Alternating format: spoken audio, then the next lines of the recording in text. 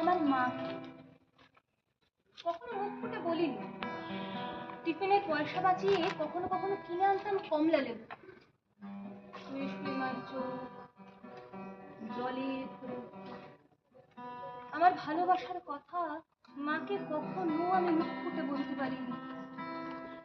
হে দেশ, হে আমার জননী, কেমন করে তোমাকে আমি বলি, যে মাটিতে ভর দিয়ে আমি উঠে দাঁড়িয়েছি, আমার দু হাতের 10 আঙুলে তার স্মৃতি।